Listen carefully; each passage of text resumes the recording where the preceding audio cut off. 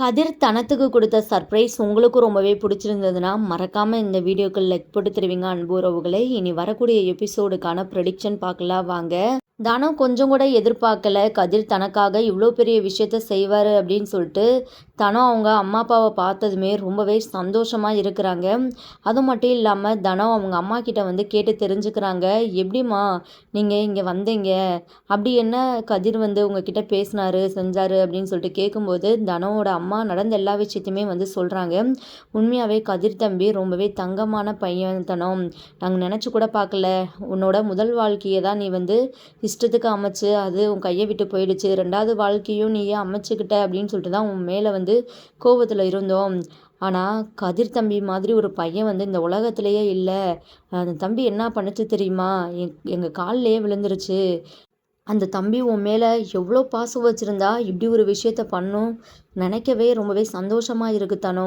இப்போ இருக்கிற காலத்தில் பசங்க இப்படியா இருக்கிறாங்க, பொண்ணோட அம்மா அப்பாவை பொண்ணுக்கிட்ட இருந்து பிரிக்கணும், பேச விடாமல் செய்யணும் அப்படின்னு சொல்லிட்டு தான் பண்ணுறாங்க. ஆனால் உனக்காக அந்த தம்பி என்னெல்லாம் பண்ணியிருக்குது பாரு அப்படின்னு சொல்லிட்டு வந்து சொல்கிறாங்க. தனம் அதை கேட்டு ரொம்பவே சந்தோஷப்படுறாங்க.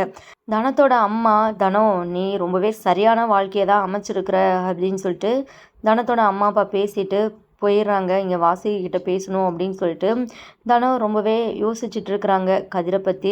அந்த டைமில் ருக்மணி அம்மா வராங்க. என்ன தனம் என்னாச்சு அப்படின்னு சொல்லிட்டு வந்து கேட்குறாங்க. தனம் இருந்துக்கிட்டு, அம்மா கதிர் எனக்காக எவ்வளோ பெரிய விஷயத்த பண்ணியிருக்கிறான்னு பாருங்கள், என்னால் நினச்சி கூட பார்க்க முடியலை. நான் என் அம்மா அப்பா கூட பேசுவேன்னு சொல்லிட்டு நினைக்கவே இல்லை. ஜென்மத்துக்கும் அவங்க கூட நான் வந்து எப்போதுமே சேரவே முடியாதுன்னு நினச்சேன். ஆனால் கதிர் என்னை வந்து என் அம்மா அப்பாவோட சேர்த்து வச்சுட்டாரு அப்படின்னு சொல்லிட்டு வந்து சொல்கிறாங்க. அப்போ தான் ருக்மணி இருந்துக்கிட்டு கதிரை பற்றி சொல்கிறாங்க. கதிர் உன் மேலே அவ்வளோ பாசம் வச்சுருக்காரு தனம். அது மட்டும் இல்லாமல் நம்ம வாழ்க்கையில் வந்து போகிறவங்க நம்மளுக்கு சந்தோஷத்தையும் தரலாம், கஷ்டத்தையும் தரலாம் அப்படின்னு சொல்லிட்டு ஒரு சில விஷயங்கள்லாம் வந்து சொல்கிறாங்க. கதிர் ஃபோன் பேசிகிட்டு இருக்கிறாரு. தனம் வேகமாக ஓடி போயிட்டு கதிரை வந்து கட்டி பிடிச்சி ரொம்பவே எமோஷ்னலாக வந்து பேசுகிறாங்க. கதிர் எனக்காக நீங்கள் இவ்வளோ பெரிய விஷயம் பண்ணியிருக்கிறீங்க, உண்மையாகவே நான் நினச்சி கூட பார்க்கல, ரொம்பவே சந்தோஷமாக இருக்குது கதிர், என் அம்மா அப்பாவை என் கூட சேர்த்து வச்சதுக்கு ரொம்பவே தேங்க்ஸ் கதிர் அப்படின்னு சொல்லிட்டு வந்து சொல்கிறாங்க. இங்கே நம்ம கதிருக்குமே ரொம்பவே சந்தோஷமாக இருக்குது. அது மட்டும் இல்லாமல் இங்கே தனம் தான் மனசில் இருக்க எல்லாத்தையுமே கதிர்கிட்ட வந்து ஓப்பனாக உடைச்சிடுறாங்க. கதிர் உங்ககிட்ட நான் ரொம்பவே முக்கியமான விஷயம் வந்து ஐ லவ் யூ கதிர். என் மனசு ஃபுல்லாக இப்போ நீங்கள் மட்டும்தான் இருக்கிறீங்க. உங்களை மாதிரி ஒரு பையன் எனக்கு கிடைக்கிறதுக்கு கொடுத்து வச்சுருக்கணும். நான் ஏதோ ஒரு புண்ணியம் பண்ணியிருக்கிறேன், அதனால தான் என் வாழ்க்கையில் நீங்கள் கிடச்சிருக்கிறீங்க அப்படின்னு சொல்லிட்டு தனம் வந்து சொல்கிறாங்க.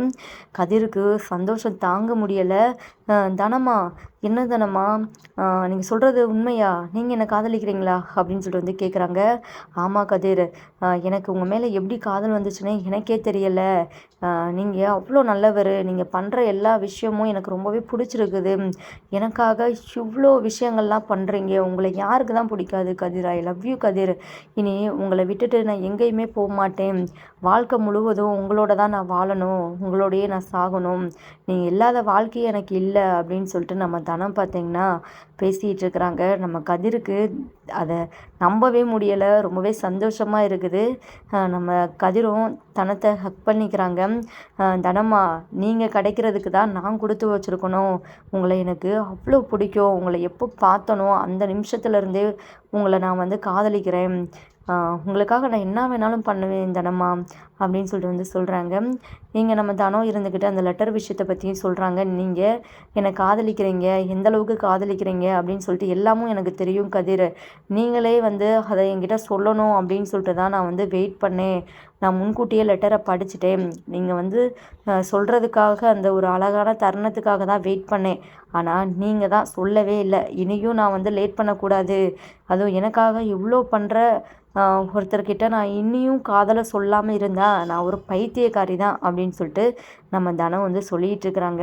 கதிர் அதை கேட்டு பார்த்திங்கன்னா சந்தோஷம் தாங்கவே முடியலை. நெக்ஸ்ட்டு பார்த்தீங்கன்னா நம்ம தனம் இருந்துக்கிட்டு கதிருக்கு வந்து முத்தம் கூட கொடுக்குறாங்க. உங்களை நான் எந்தளவுக்கு காதலிக்கிறேன் தெரியுங்களா, சொல்கிறதுக்கு வார்த்தையே இல்லை அப்படின்னு சொல்லிட்டு கதிரோட கன்னத்தில் நெத்தியில் அப்படியே முத்தத்தை அப்படியே அள்ளி கொடுத்துட்ருக்குறாங்க. நீங்கள் ருக்மிணி அம்மாவுக்கு அதை பார்த்து ரொம்பவே சந்தோஷமாக இருக்குது. தனம் கதிர், நீங்கள் 2 பேரும் இப்படியே எப்போதுமே சந்தோஷமாக இருக்கணும், உங்கள் லைஃப்பை நீங்கள் ஸ்டார்ட் பண்ணணும். அப்போ தான் எனக்கும் சந்தோஷம், மூர்த்தியும் சந்தோஷமாக இருப்பான் அப்படின்னு சொல்லிட்டு வந்து சொல்லிட்டு இருக்கிறாங்க. நெக்ஸ்ட்டு அப்புறம் பார்த்தீங்கன்னா ராதிகா வராங்க அந்த இடத்துக்கு. நடக்கிறதெல்லாம் பார்த்து ராதிகாவுக்கு ரொம்ப கடுப்பாகுது. அது மட்டும் இல்லாமல் பயங்கர கோபம் வருது. ராதிகா பார்த்தீங்கன்னா மாமா அப்படின்னு சொல்லிட்டு ரொம்பவே கோவத்தோட கூப்பிட்றாங்க. அப்புறம் நம்ம கதிர் தினமும் பார்த்தீங்கன்னா ராதிகாவை பார்க்குறாங்க. இங்கே கதிர் இருந்துக்கிட்டு என்ன ராதிகா என்னாச்சு அப்படின்னு சொல்லிட்டு கேட்கும்போது, மாமா உங்களை வந்து அத்தை கீழே கூப்பிட்டாங்க, சீக்கிரமே வருவீங்களா அப்படின்னு சொல்லிட்டு வந்து சொல்லுவோம். நீ போ, கொஞ்ச நேரத்தில் நாங்கள் வந்துடுறோம் அப்படின்னு வந்து சொல்கிறாங்க. மாமா ரொம்பவே முக்கியமான விஷயமா, உடனே வருவீங்களா அப்படின்னு சொல்லிட்டு வந்து சொல்லுவோம். இங்கே தனம் இருந்துக்கிட்டு சரிங்க கதிர் வாங்க நம்ம கீழே போகலாம், மற்றதெல்லாம் நம்ம அப்புறம் பேசிக்கலாம் அப்படின்னு சொல்லிட்டு வந்து சொல்கிறாங்க. வாசுகி தனத்தோட அப்பா அம்மா கிட்ட ரொம்பவே ஓவராக பேசிகிட்டு இருக்கிறாங்க. இங்கே பாருங்கள், இப்போ தான் நீங்கள் உங்கள் பொண்ணோட சேர்ந்துட்டீங்களே, உங்கள் பொண்ணுக்கு என்னெல்லாம் பண்ணணுமோ அதை வந்து கரெக்டாக பண்ணுங்க. அப்போ தான் உங்களுக்கும் மரியாதை, எங்களுக்கும் மரியாதை அப்படின்னு சொல்லிட்டு வந்து சொல்கிறாங்க.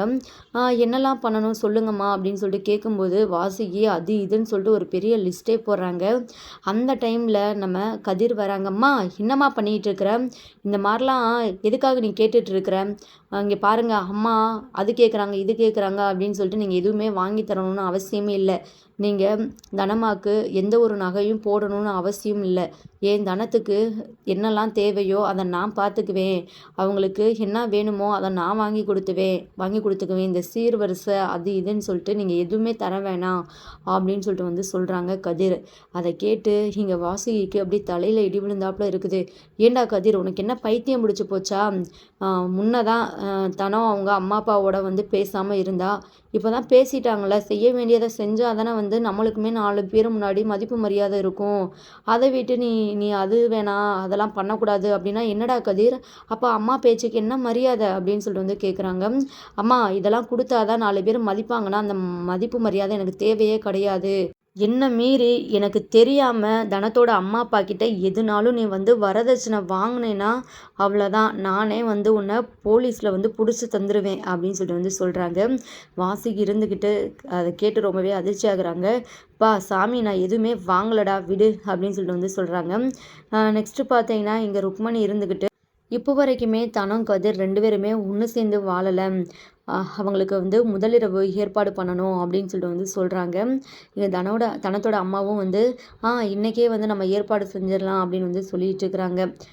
இன்னொரு பக்கம் நம்ம தனம் கதிர் வந்து ரொம்பவே மனசு விட்டு பேசிகிட்டு இருக்கிறாங்க. இங்கே ராதிகா வந்து மாடியில் நடந்த விஷயங்களை நினச்சி பயங்கர அப்செட்டில் இருக்கிறாங்க. வாசுகி ராதிகா கிட்ட வந்து பேசுகிறாங்க.